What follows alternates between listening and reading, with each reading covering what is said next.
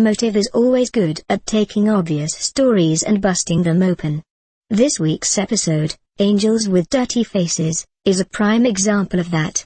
Angie and Oscar stumble on what seems like the worst date ever and find out that the problem is much closer to home. James Dent was living high on his mother's money, until he ended up brain dead.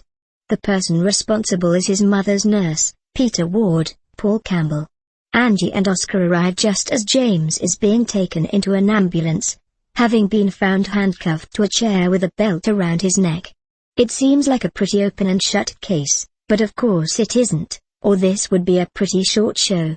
Lucas tells Angie and Oscar that not only did James previously make a 911 call claiming that he was being assaulted, but the placement of his body was suspicious, and after looking around the scene, Angie has to agree with the junior officer.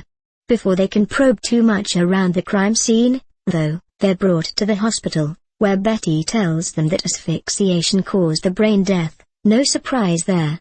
She also doubts that James made the 911 call, since the handcuffs would have been too tight for him to do so. So who dialed that phone? Here's Peter lurking around the hospital, claiming to be checking in on a patient.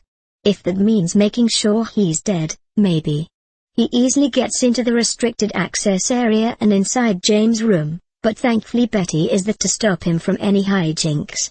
Flashback to Olivia looking frantically for her locket, which Peter had his hands on last we saw it. When she can't find it, she gets stressed, and the two end up having a conversation about her failing health and planning her own funeral. That's a bit depressing. At the station, our heroes listen to the recording of the 911 call, debating whether or not James really made that call. Lucas enlists the help of the lab, while still trying to sort things out with his wife, and Angie and Oscar go to visit Olivia, who admits that she's been estranged from her son for some time. She tells them that she and her husband spoiled him, but after her husband's passing she realized how ill-equipped James was, and tried to fix that, which didn't go over well.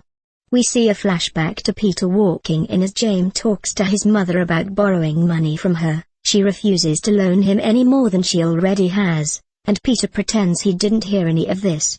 With Cross making his ninja appearance of the week, Angie confirms that James was not the person who made the 911 call, and suggests that the entire scene was staged.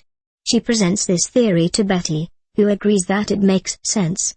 His attacker may not know that his heart is still beating, she points out. The only thing keeping him alive are these machines, Oscar adds. In another flashback, James confronts Peter about his mother having changed her will. "I know what you're really after," he insists. "You have no idea how good you've got it," Peter replies. Clearly, there's no love lost between these two. Yet here's James bringing Olivia to the hospital to see her son.